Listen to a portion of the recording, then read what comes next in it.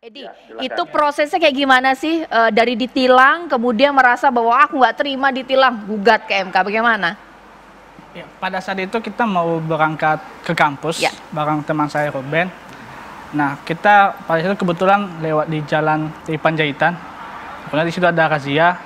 Nah, pada saat kita lewat di situ, kebetulan ada polisi. Nah, kemudian polisi memberhentikan kita. Nah, kita tidak tahu.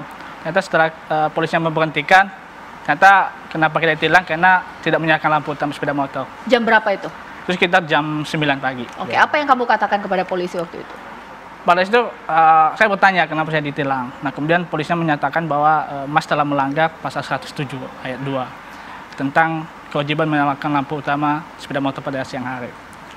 Nah, kemudian saya tanya, lah sekarang kan masih jam 9 pagi Mas, kenapa saya ditilang? Seharusnya kan ini menyatakan siang hari. Biasanya kalau siang hari itu di atas jam-jam 11 lah ketika matahari terik. Nah, kemudian Pak polisinya mengatakan bahwa memang ini ketentuannya harus ditilang. Nah, kira-kira begitu saya sampaikan. Oke.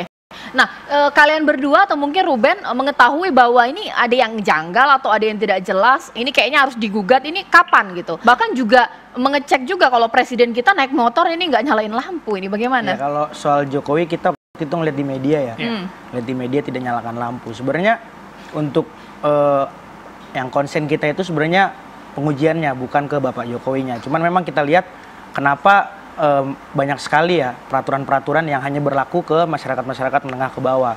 Seperti kalau kita lihat, sorry lah ya misalnya kayak mobil-mobil berplat bintang atau berstrobo yang tidak ditilang oleh oknum polisi.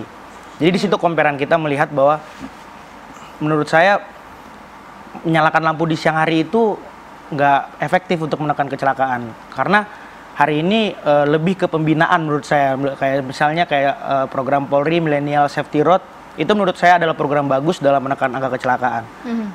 Tapi intinya saya mau menegaskan bahwa saya dengan Bung Edi mau lebih konsen kepada pengujiannya. Kita mau membuktikan bahwa memang menyalakan lampu utama pada siang hari itu tidak ada kemanfaatannya. Di samping tidak ada kemanfaatannya, tidak ada kepastiannya.